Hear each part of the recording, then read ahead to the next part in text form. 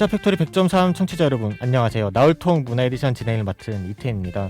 오늘이 나울통 문화 에디션 2회째 방송인데요. 지난 방송에서는 제4차 예비문화도시로 선정된 울산이 법정문화도시로 나아가기 위해서 행정의 역할과 발전 방향성에 대해 완주문화도시 추진단 단장 모셔서 이야기 나눠봤습니다. 문화도시로 나아가기 위한 첫발은 내딛었지만 산업과 문화가 조화롭게 공존하는 대표도시로서 비상할 수 있을지는 지켜봐야겠는데요. 그 속에서도 가장 중요한 것이 시민의 참여가 아닐까 합니다.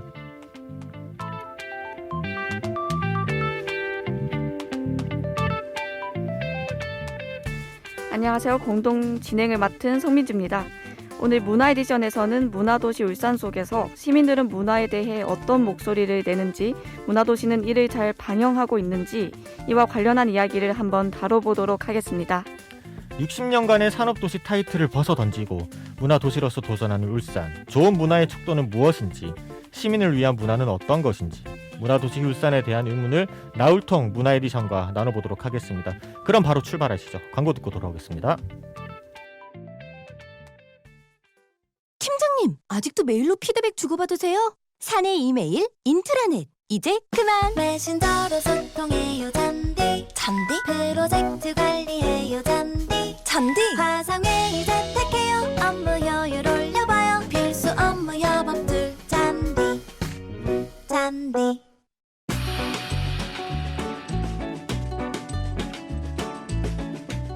예비 문화도시에서 법정 문화도시로 나울통 문화도시 에디션 고고!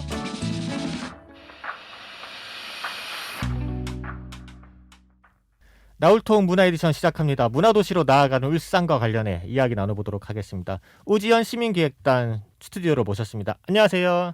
네, 안녕하세요. 네, 반갑습니다. 먼저 청취자분들께 자기소개 한번 부탁드릴게요. 네, 안녕하세요. 저는 현재 울주군에서 초등교사로 근무하고 있는 우지연입니다. 네, 반갑습니다. 초등교사로 근무 중이시구나. 네, 반갑습니다. 네, 그럼 본격적으로 바로 질문 드릴게요.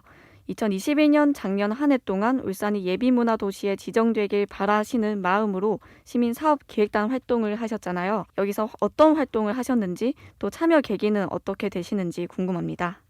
네, 제가 처음 이 사업을 알게 된 거는 함께 참여했던 동료 선생님 소개로 알게 되었습니다.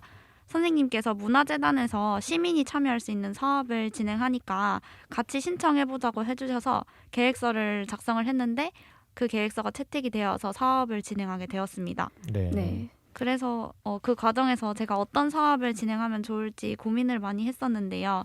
이때 제가 관심을 갖고 있던 게 그림 동화책이었어요.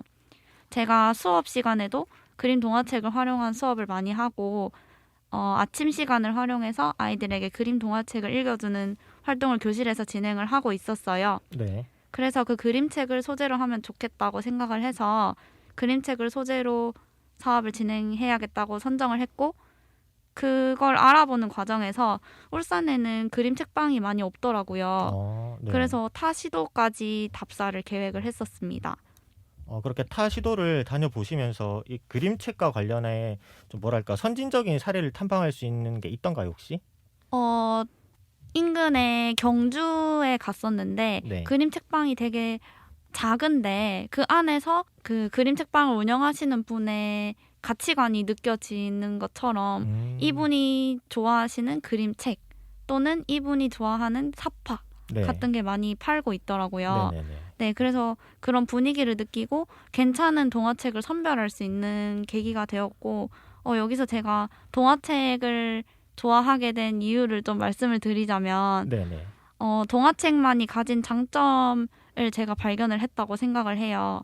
저도 사실 동화책이라고 생각을 하면 한 번 슥슥 읽으면 5분 만에 다 읽을 수 있는 책인데 그렇죠. 이거를 제가 이 동화책으로 수업을 들었던 적이 있어요. 근데 네. 생각보다 동화책이 전달해 줄 수 있는 메시지가 많더라고요.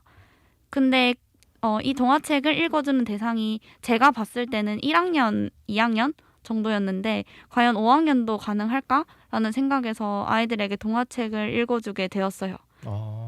그렇게 이제 동화책을 읽어주면서 뜻하지 않게 나에게도 도움이 되는 부분이 조금 있었다. 그런 말씀이시죠? 네네. 제가 아이들한테 읽어줬던 동화책이 오소리의 이별 선물이라는 책이 있었는데 네. 그때 저희 반 아이 중에 한 명의 할아버지께서 돌아가셔서 아이가 학교를 며칠 동안 못 나왔던 적이 있었어요. 네. 근데 아이들이 죽음에 대해서 이야기를 할 때 누구누구 할아버지 죽었어요?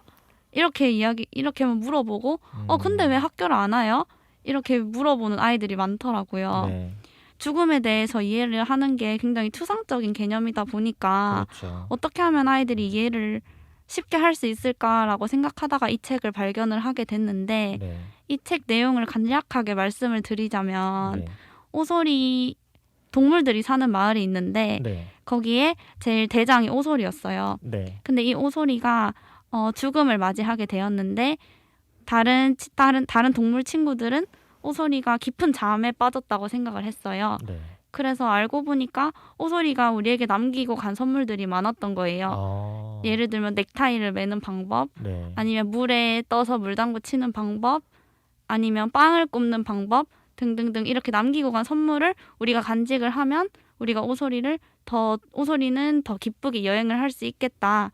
이렇게 마무리가 되는 동화책인데 저희 반 아이들한테도 죽음이 단순히 사라지는 게 아니라 그분들이 남기고 간 것을 우리가 계속 기억해주고 생각해주면 되는 거다를 전달을 해주고 싶었어요. 이게 어쨌든 죽음이라는 것 자체에 대해서 이제 어린 친구들이 받아들이는 입장에서 솔직히 어렵잖아요. 이해를 시켜주는 당사자들도. 그래서 이런 부분을 동화책으로 설명해주는 것 자체에 대해서 상당히 좋은 사례였던 것 같습니다. 네, 이제 앞서 이렇게 문화가 관련돼서 활동하신 것도 들어봤고 어쨌든 이렇게 다양한 문화 활동이 문화도시 속에서 이루어지고 있는 이유가 울산 지역에서 향유할 문화가 없다는 것이 가장 큰 문제인 것 같아요. 만약에 울산에서 향유할 만한 콘텐츠로 만들어진다면 무엇이 필요한지 한번 말씀해 주시겠어요?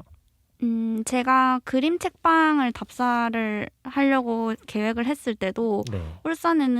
울산에도 기적의 도서관이라는 곳이 있어요. 네. 기적의 도서관이라는 곳이 있는데 그 공간에서는 도서관이지 그림책을 전문적으로 파는 곳이 아니더라고요. 네. 울산에도 있긴 한데 굉장히 소수였고 부산, 경주로 가보다 보니까 그런 곳들이 뜨문뜨문 이렇게 있더라고요. 그래서 울산이 타시도보다 이런 문화를 누릴 수 있는 공간이 적구나라고 생각을 했고 울산은 아무래도 공장이 많은 산업 도시다 보니까 문화적으로 즐길 수 있는 곳이 충분하지 않은 것 같습니다.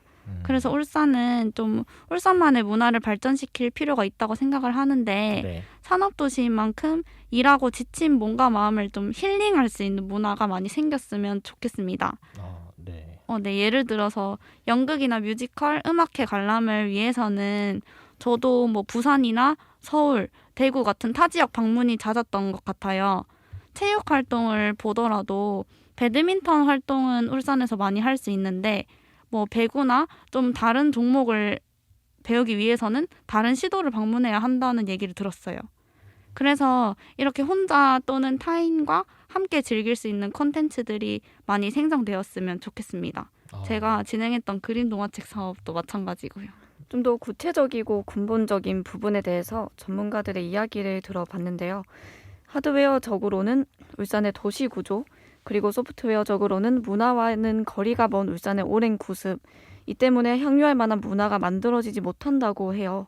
개인적인 경험에서 또 사업도 참여해 보셨고 무엇이 문제라고 생각하시는지 하드웨어와 소프트웨어로 나눠서 한 가지씩 말씀해 주세요. 네, 처음에 이 질문을 받았을 때 하드웨어랑 소프트웨어라는 단어가 무슨 의미인지 몰라서 일단 제가 생각했던 대로 이야기를 드리자면 네. 아까도 이야기했듯이 하드웨어적인 부분에서는 울산은 이전부터 공업화를 위해서 발전되어 왔던 도시이기 때문에 문화적인 발전보다는 자동차나 정유, 화학 등을 개발해서 도시를 성장시키는 것이 주 목적이었던 구조가 문제가 되었다고 생각을 합니다. 네. 울산이 아무래도 문화단지보다는 공업단지가 유명한 울산이기 때문이지 않나 싶습니다. 그렇죠. 그리고 소프트웨어적인 부분에서는 저희 아버지도 지금 현재 석유회사에서 일을 하고 계신데 늘 일이 끝나고 나면은 다른 것보다는 동료들이랑 술 한잔 하는 것이 더 익숙해져 버린 분이세요. 네. 그리고 또 퇴근 시간에 공단 주변으로 가면은 술집 안에 작업복을 입고 계신 분들을 많이 볼 수 있어요. 이렇게 문화생활보다는 오히려 술 한 잔이 더 익숙해져 버린 것이 문제이지 않나 싶습니다. 네, 그러면 이제 또 사업에 대한 이야기를 안 들어볼 수는 없을 것 같아요. 이 예비문화도시 선정을 목표로 울산문화재단에서 지난해 공모 사업을 진행했었잖아요. 이 사업에 참여하기 전까지 정보 접근이 쉬웠는지 어려웠는지 궁금하거든요. 저도 사실 동료 선생님께서 이러한 사업이 있다고 알려주시기 전까지는 사업이 진행되는지 저도 모르고 있던 상태였어요. 네. 그래서 아마 저도 알려주시지 않았다면 참여를 못했을 것 같고, 그래서 저는 조금 더 활발하게 다양한 사람들에게 홍보가 되었으면 좋겠다고 생각을 했었습니다. 혹시 이런 유사한 사업을 아예 처음 진행해 보신 거세요, 그러면? 네, 저는 처음이에요. 이렇게 공모 사업이라는 것 자체를 처음이시군요. 네네. 네, 그러면 이후 공모 사업에 참여하시면서 경험했던 행정 절차는 시민 입장에서 수행하기에 간편하셨나요? 네, 저는 이 부분이 이번 사업의 제일 큰 장점이라고 생각을 하는데, 네. 제가 계획서를 작성해서 제출한 그 이후에는 예산 집행이 간소화되었다는 게 가장 큰 장점이었고, 다른 증빙 서류를 제출할 필요 없이 그냥 제가 원하는 선에서 예산을 집행할 수 있다는 게 제일 좋았습니다. 네. 예산에 맞춰서 돈을 지출을 하고 그 내역을 증빙하는 것이 생각보다 손이 많이 가는 일이더라고요. 그렇죠. 네. 보통 그래서 사업을 참여했던 이렇게 공모 사업에 참여했던 대부분의 당사자들이 가장 힘들어하는 게 이런 정산 절차거든요. 또는 이제 보고서를 작성하는 과정. 그게 보통 한두 페이지가 아니라 수십 페이지를 넘어가다 보니까 저 또한 시민 당사자로서 이 부분은 정말 힘이 들더라고요. 그래서 이 부분은 확실하게 변경이 필요하다는 생각이 들었고, 그리고 이 사업 내용을 실행하는 과정에서 수혜 당사자인 또 다른 시민들은 이에 대해 효능감을 느꼈는지도 한번 궁금하거든요. 저는 일단 집행된 예산 내에서는 다양한 활동을 실행할 수 있다는 부분이 좋았어요. 네. 근데 좀 더 많은 사람들이랑 큰 사업을 하기에는 비용적인 한계가 있었다고 생각을 하고, 네. 사업 수혜자들끼리 함께 할 수 있는 자리가 부족해서 네. 공유가 제대로 이루어지지 않았다는 이야기들을 몇 번 들었어요. 네네. 그럼에도 불구하고 좀 소수여도 사업 진행 동안 새로운 문화 체험을 할 수 있었기 때문에 2022년도에 또 진행을 한다면 예산을 조금 늘려서 진행을 하면 더 좋겠다라는 생각을 했었습니다. 혹시 이제 이렇게 수혜를 직접적으로 받은 당사자들에 대한 네트워킹은 조금 부족했지만, 그렇다 하더라도 이제 우지연 씨께서 사업을 진행하시면서 이제 학생들에게 다양한 그림책을 읽어주셨잖아요. 혹시 학생들의 반응은 어땠나요? 처음에 제가 책을 읽어주려고 준비를 했다 그러니까 아이들이 처음에 네? 이렇게 대답을 하더라고요. 네. 그러면서 꺼내든 책이 동화책이다 보니까 그거 애기들이 읽는 책 아니에요. 그걸 저희가 왜 읽어요? 그냥 안 읽고 그냥 저희가 빨리 읽고 끝내면 안 돼요? 이런 반응들이 되게 많았어요.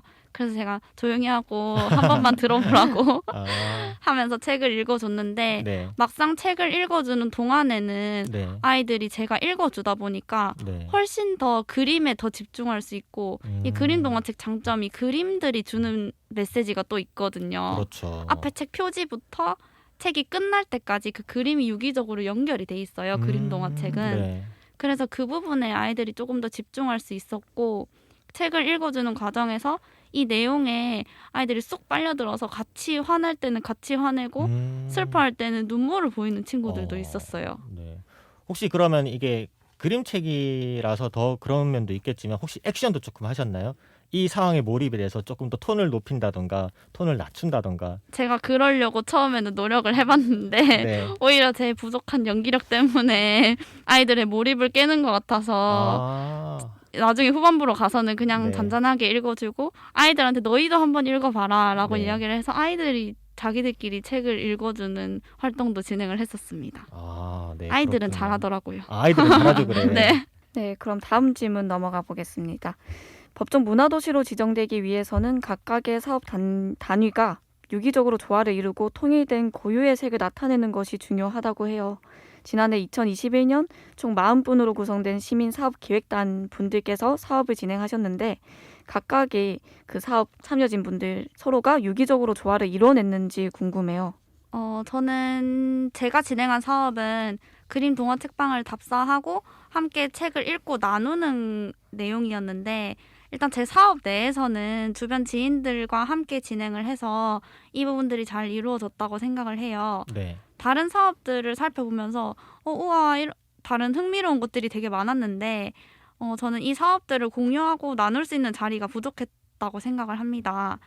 제 사진을 올리면서 홈페이지에 있는 다른 사업들을 확인을 했었는데 네. 그냥 그 사진들을 보고 이런 것도 진행을 했구나. 나도 참여했으면 재밌었겠다. 라는 생각에서 끝냈기 때문이었던 것 같아요. 실제로 정말 다양한 사업이 많이 진행됐더라고요. 보니까 이제 우리 우지연 시민기획단께서 하신 그림책 읽어주기도 있었고, 그리고 시를 짓는 분들도 계셨습니다. 직접 시를 지어서 시를 낭독하는 분들도 계셨고. 제가 봤던 거는 맛있는 걸 먹으러 가는 분들도 맞습니다. 맛있는 걸 먹으러 가는 분들도 울산 있습니다. 시민처럼. 네, 그래서 그분들이 직접 지도를 구축하는 그분들과 함께 하면서 동화책을 읽어주면서 맛있는 것까지 먹으면 상당히 좋았을 것 같다는 생각이 드는데, 이 부분은 꼭 올해 사업에 이 문화도시를 추진하는 주관 단체에서 꼭 해주면 좋을 것 같다는 생각이 듭니다. 네, 앞서 말씀해 주셨던 것처럼 이제 사업 참여진들끼리 서로 공유하려면 홈페이지에 올려서 공유하는 방법밖에 없었다라고 말씀하셨는데, 또 그렇게 올리게 되면 보는 사람만 또 보게 되는 문제가 있잖아요. 또 내가 찾아보지 않으면 또 접하지 못하는 부분. 그래서 이렇게 조화가 조금 잘 이루어질 수 있게 하려면 어떤 근본적인 해결 방법이 있는지 어떤 생각을 가지고 계신지 궁금합니다. 네, 저도 아무래도 활동 공유를 할 때 제 사진을 올리면서 다른 사람들이 했던 활동 사진들을 그냥 슥슥 넘겨보는 걸로 끝났던 것 같아요. 그래서 다른 사람들에게 조금 더 활발하게 이런 사업을 진행을 한다 하고 소개를 하고 홍보할 수 있는 자리가 있었으면 다음에 내가 저 사업을 참여해 봐야지 하는 생각이 더 들지 않을까 싶습니다. 네. 네, 오늘 여러 이야기 들어봤는데요. 마지막으로 2022년도, 이제 2023년도에 법정 문화도시로 가기 위해 제언을 2가지 해주신다면요? 우선 울산이 문화적인 발전을 이루기 위해서 노력하고 있다는 것만으로도 큰 변화를 가져올 것이라고 생각을 해요. 네. 법정 문화도시가 되기를 바라는 마음에서 저도 먼저 일단 울산만의 특징을 살린 문화 콘텐츠들을 만들었으면 좋겠습니다. 네. 공업도시인 울산에서 수많은 노동자들이 퇴근 후 또는 쉬는 날 그리고 일을 다 끝낸 후에 선택할 수 있는 문화의 폭을 넓혔으면 좋겠다는 생각을 합니다. 2번째로는 이러한 시민들이 직접 참여할 수 있는 프로그램을 적극적인 홍보와 함께 다양하게 진행을 했으면 좋겠습니다. 시민들을 통해서 아이디어를 얻고 목소리를 들을 수 있는 좋은 기회라고 생각을 합니다.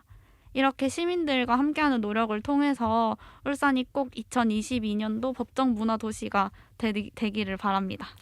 네, 좋은 말씀 감사합니다. 오늘 문화도시로 가는 길과 관련해 시민기획단에 참여해 활동해주신 우지연 시민기획단 모셔서 이야기 나눠봤고요. 오늘 함께해 주셔서 감사합니다. 네, 감사합니다. 네, 고맙습니다. 성민주 진행자께서는 오늘 방송 어떻게 들으셨나요? 네, 오늘 이야기 들어보면서 문화도시 울산에 대해서 정말 많은 시민분들이 관심을 가지고 또 기대하며 지켜보고 있는 것 같다는 생각이 들었습니다. 또 사업 하나가 열리면 이 사업을 참여할 시민분들이 그 의지도 강하다는 것도 느낄 수 있었고요.